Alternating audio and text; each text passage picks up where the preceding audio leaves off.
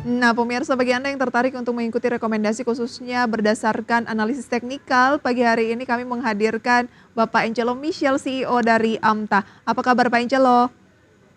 Kalau saya sih baik-baik saja Mbak Prisa, tapi Saya juga kabar marketnya ini baik. tidak baik-baik saja nih. Wah, langsung di-spill ya. Terima kasih sudah join.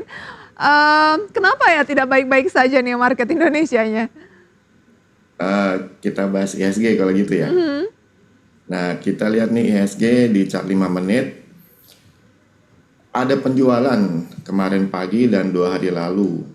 Kemudian kalau kita lihat dari chart weekly, kita bisa melihat bahwa tidak ada aksi jual dari para big players, tapi indeks turun terus. Ini berarti para big player ini nggak mau melawan penurunan market mereka. Mereka mengalah ya.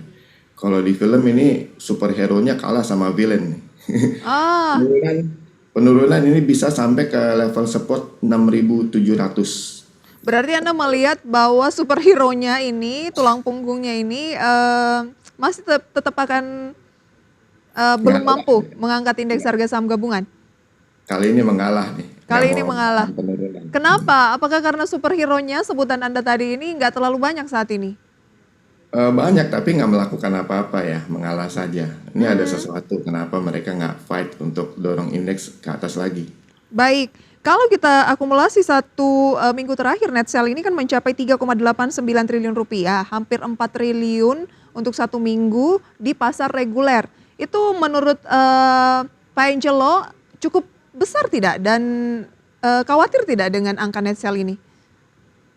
Cukup besar, tetapi lebih besar lagi aksi belinya di sekitar bulan Desember untuk jangka menengah ya. Itu Hmm. aksi beli mereka seharusnya menunjukkan bahwa mereka mau mendorong uptrend cukup lama. Tetapi entah kenapa nih mulai Maret April, khususnya April ya sampai sekarang itu mereka nggak melakukan fight. Bahkan memang ada sih penjualan cukup besar 3 minggu lalu, tapi masih kalah dengan pembelian di bulan Desember.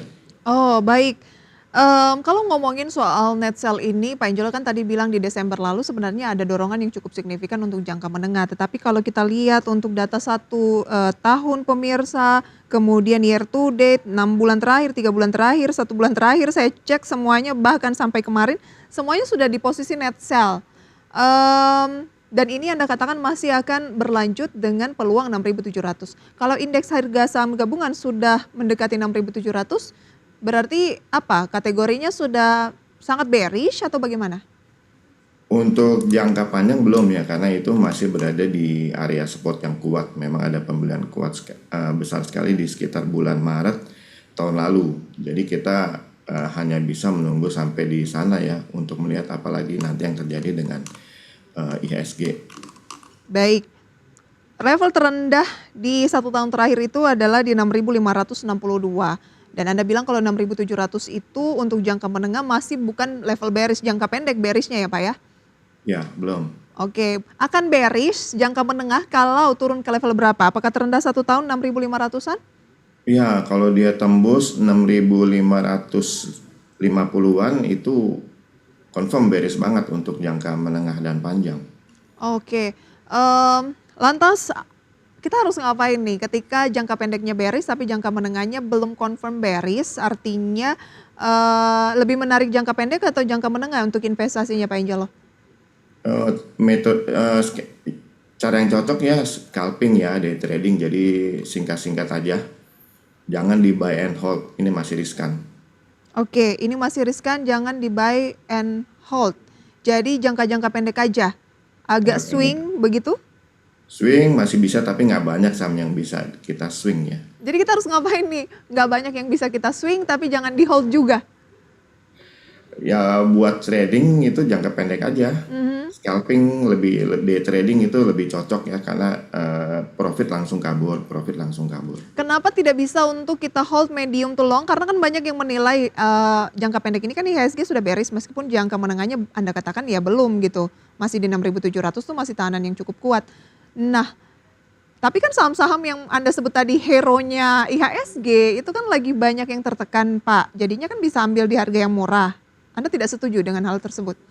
Masih bisa lebih murah lagi. Masih bisa lebih murah Kita tunggu lagi. aja. Kalau bisa lebih murah ngapain ambil harga sekarang gitu ya? Iya. Oke, oke. Lantas, lebih menarik menyoroti saham-saham yang seperti apa sih, Pak? Kita nggak mau lihat resisten IHSG dulu nih atau supportnya. Kita ke IHSG dulu, iya baik. Kalau kalau kita lihat di chart hourly, kita bisa melihat bahwa di 7134 itu ada resisten yang cukup kuat. Jadi kalau IHSG mau pulih, pertama-tama harus tembus dulu ke atas 7134. Itu pun belum confirm untuk balik ke uptrend. Kita perlu lihat lagi nanti. Oke, jadi tadi kan support tuh di 6.700 ya Pak 700. ya, ada peluang ke sana dulu karena Anda bilang ya lesunya masih akan terus berlanjut dan net sale-nya juga mungkin masih akan terus berlanjut juga ya Pak ya. Ya, Resistennya 7134 itu akan berbalik arah jangka pendek menjadi tren naik kalau itu bisa dikonfirm ya Pak ya. ya. Oke Tapi Kak. belum confirm untuk jangka menengah uptrend ya. Kita masih jangka pendek belum confirm uptrend. Kita masih harus lihat lagi nanti. Nah ini kan kita mau long weekend lagi nih Pak, libur Idul Adha. Range-nya kira-kira akan bagaimana? Anda lihatnya benar-benar pendek gitu saat-saat ini? Ya, itu udah cukup pendek 6.700 support, resisten 7134. Oke, masih akan di level itu dengan kecenderungan pagi hari ini akan menguat atau melemah? Kalau menguat itu masih terhitung technical rebound. Technical Jadi rebound saja ya. nggak bisa andalkan. Tapi Anda melihat bahwa tetap akan mencoba menguji ke 6.700-an ya. Ya, Dari level saat ini 6.855 gitu ya. Baik, pemirsa, kita akan lihat dulu ya update dari Bursa Asia. Mungkin bisa mencerminkan pembukaan perdagangan apakah akan rebound, teknikal, atau melanjutkan pelemahan. Di mana untuk Bursa Asia pada pagi hari ini Nikkei, Jepang, Straits Times Singapura, Kospi, Korea Selatan, Hang Seng Hong Kong, semua kompak dibuka di teritori positif, mungkin melanjutkan sentimen positif dari Wall Street di tengah data inflasi yang masih cukup mendukung begitu ya atau sesuai dengan ekspektasi. Dan kita kembali akan melanjutkan perbincangan dengan Pak Angelo. Pak Angelo, kalau soal pemangkasan suku bunga dari The Fed yang diperkirakan hanya 1 kali, Anda juga cukup mencermati nggak sentimen ini? iya, tapi kelihatannya semua itu masih bergantung pelaku pasar berdana besar ya, karena bagaimana respon mereka terhadap berita itu.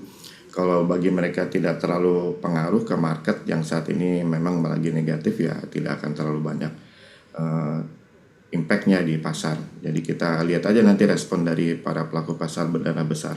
Baik, Pak Angelo, dari pengalaman Anda, market cukup lama nih lesu dari awal Mei sampai dengan saat ini. Menurut Anda sebenarnya ini wajar dan kira-kira apa sih yang membuat market kita kok cenderung lesunya sampai sekarang gitu? Kalau melihat secara teknikal ya memang bisa terjadi di mana market secara keseluruhan itu pihak-pihak yang berdana besar tidak berupaya untuk menahan penurunan. Ini pasti ada terjadi sesuatu. Cuman ya kalau teknikal kan sudah mencerminkan semua peristiwa yang terjadi di market, jadi tidak menyebutkan apa yang menyebabkan para big player ini tidak menahan penurunan. Baik, nanti akan kita lanjutkan. Pak Angelo tadi lebih merekomendasikan untuk kita trading jangka pendek saja ya. Pak Angelo di saham-saham yang secara teknikal dinilai masih menarik. Kami sudah merangkum informasinya pemirsa, ada BSML dan kawan-kawan.